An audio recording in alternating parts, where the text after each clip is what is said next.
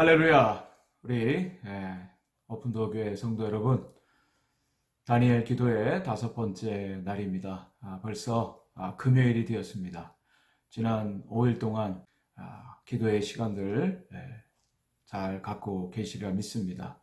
아마 이 다니엘 기도회에 하루도 빠짐없이 참여하신 분들은 많은 생활의 변화가 있었으리라 생각이 되어집니다. 이 시간에 우선권을 두고 또 모든 것을 조절하지 않으면 우리가 함께 또 참여할 수가 없으리라 생각이 되어집니다. 기도하는 것은 어떤 시간이 남기 때문에 하는 것이 아닙니다. 삶의 가장 우선이고 또 이 시간에 하나님이 주시는 은혜를 기대하고 또 나아갈 때 하나님의 살아 역사하심을 경험할 수 있게 될 것입니다. 오늘 다니엘 기도의 5번째, 우리 선한 능력으로 함께 찬양하며 시작하도록 하겠습니다.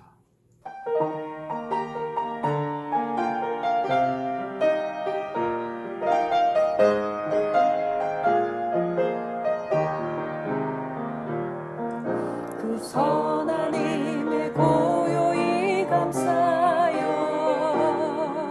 그 놀라운 평화를 누리며 나 그대들과 함께 걸어가네. 나 그대들과 한 해를 여네. 지나간 허물 어둠의 날들이 무겁게 내 영혼 짓눌러도 오 주여 우릴 외면치 마시고 약속의 구원을 이루소서. 그 선한 힘이 우릴 감싸시니 믿음으로 일어나리 기대하네. 주 언제나 우리와 함께 계셔 하루 또 하루가 늘 새로워. 주께서 밝히신 작은 촛불이 어둠을 헤치고 타오르네. 그 빛에 우리 모두 하나 되어 온 누리에 비추게 하소서. 그 선한 힘이 우리 감싸시니 믿음으로 일어나리 기대하네. 주 언제나 우리와 함께 계셔 하루 또 하루가 늘 새로워. 이 고요함이 깊이 번져갈 때 저 가슴 벅찬 노래 들리네. 다시 하나가 되게 이끌소서. 당신의 빛이 빛나는 이 밤. 그 선한 힘이 우릴 감싸시니 믿음으로 일어나리 기대하네. 주 언제나 우리와 함께 계셔 또 하루가 늘 새로워. 하루 또 하루가 늘 새로워.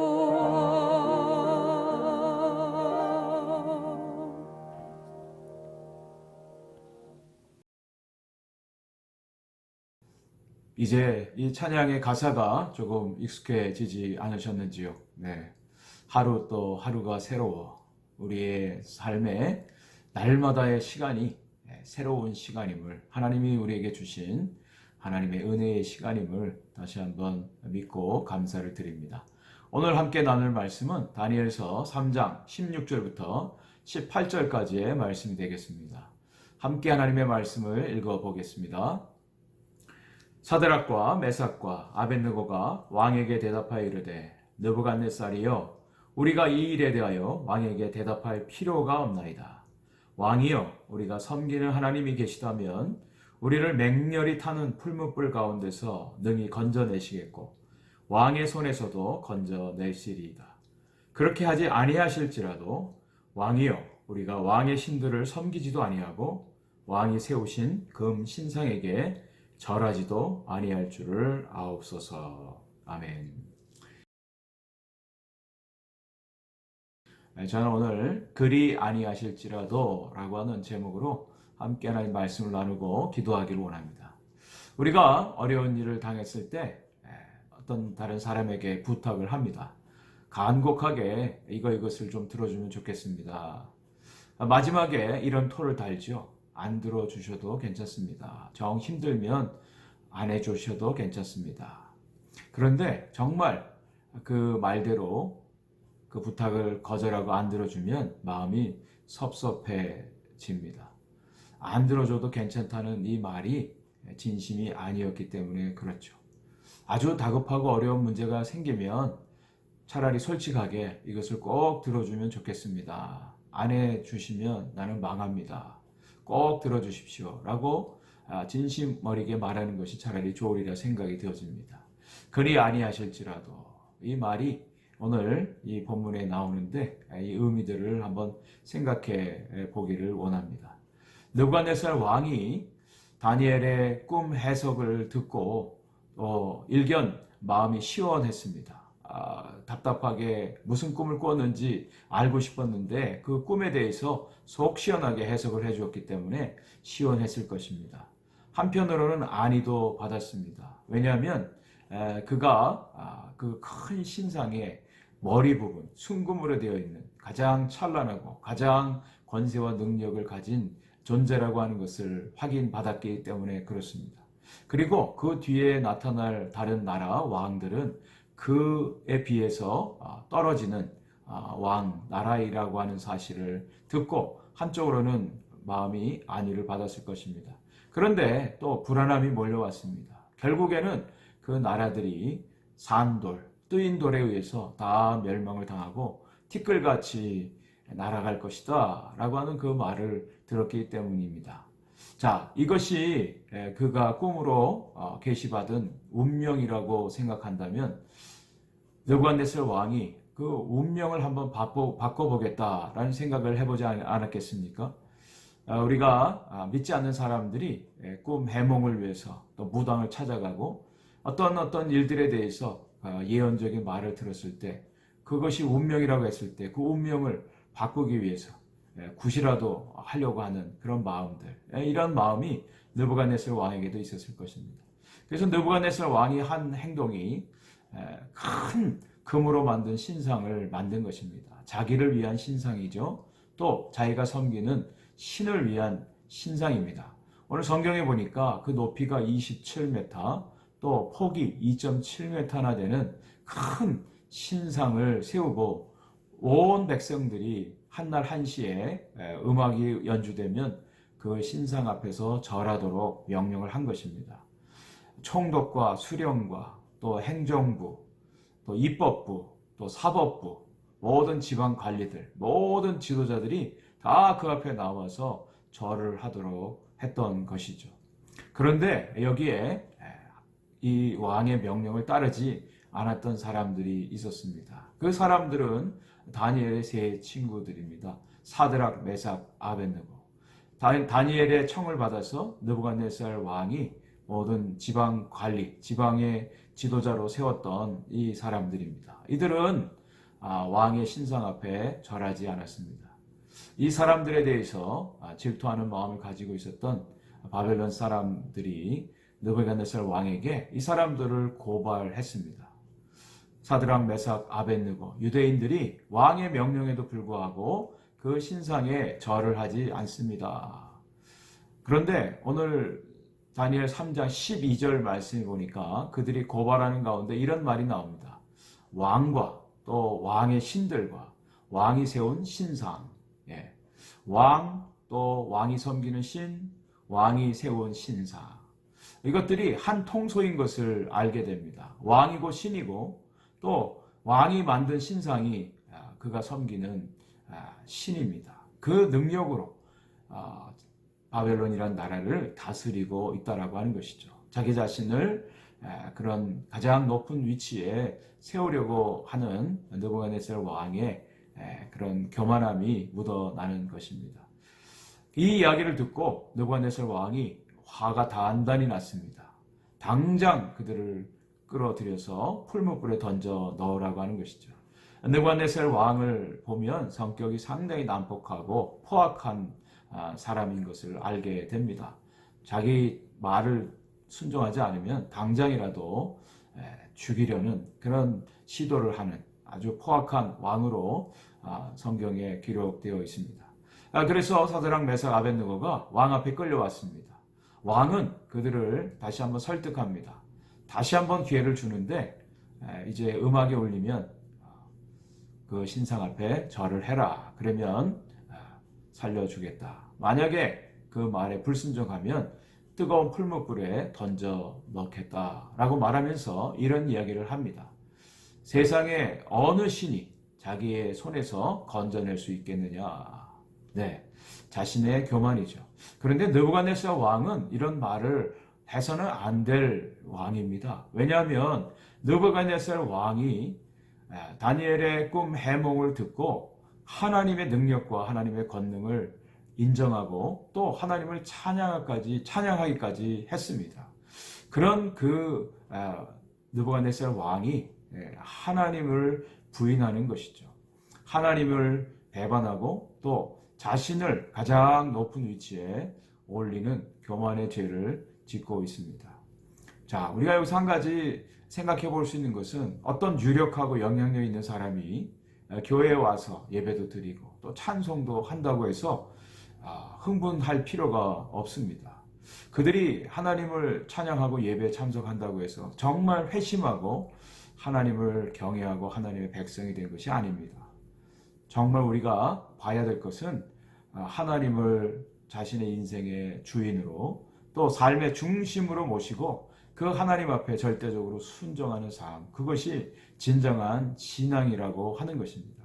아직도 느부갓네살 왕에게는 그런 시간에 이르지 못한 것을 보게 됩니다. 나중에 느부갓네살 왕이 정말 하나님이 어떤 분인지를 깨닫게 되는 그런 사건들이 일어납니다. 시간이 많이 필요하죠. 하나님께서는 그 시간까지 그의 인생을 다루시는, 깨닫게 하시는 모습을 보게 됩니다. 어쨌든 이 사드락 메삭 아벳느고는 왕의 그 마지막 선전 포고에 대해서도 순종하지 않습니다. 그리고 이렇게 당돌하게 말합니다. 우리는 왕의 말에 대해서 더 이상 대답할 필요가 없습니다. 참 이런 당돌함이 있을까요? 어디서 나온 담대함일까요?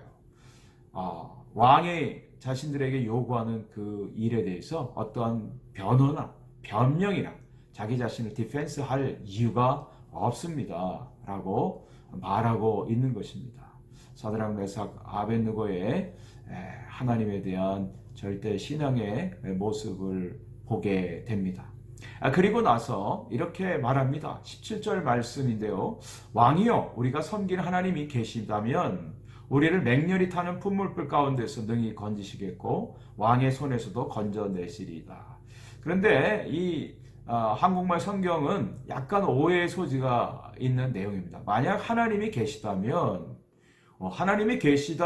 우리가 그 모든 고난에서 건짐을 받고 또 하나님이 계시지 않다면 자신들이 풀무불에 던져질 것이다. 이런 뜻으로 읽혀지기가 쉽습니다. 그런데 개역 한글이라든지 영어 성경에 보면 그런 뜻이 아닙니다. 그들이 풀무불에 던져질지라도 풀무불에 던져진다면 자신들이 믿는 하나님께서 그 풀무불 가운데서 능히 건져내 주실 뿐 아니라 왕의 손에서도 건져내 주실 것을 믿습니다. 이런 의미가 되겠습니다.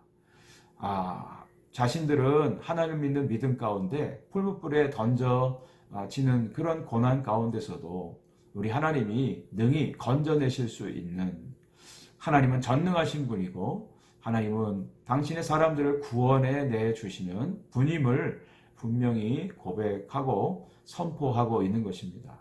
그리고 나서 이제 18절에 이 마지막 구절이 아주 우리의 마음을 타치해 줍니다. 그렇게 하지 아니하실지라도 왕의 우리가 왕의 신들을 섬기지도 아니하고 왕이 세우신 금 신상에게 절하지도 아니할 줄을 아옵소서. 네, 그리 아니하실지라도 라고 하는 말을 하고 있습니다. 그들이 이 하나님께 대해서 이런 믿음의 고백을 하는 것은 그들이 고난 당함에 초점을 맞추는 것이 아닙니다. 고난에서 건져 주시는 것, 그것만이 하나님이 계시다라고 하는 그런 증거가 될 수가 없다라고 하는 것이죠. 그들이 비록 풀무불에 던져지고 고난을 당하고 죽는 한이 있어도 하나님은 그 고난 가운데도 그들과 함께해 주시는 하나님임을 그들이 믿고 고백하는 것입니다. 자, 우리가 하나님을 믿는다고 합니다. 또 우리가 하나님께 기도하죠. 그런데 만약에 하나님이 그 기도대로 응답해 주시지 않았습니다.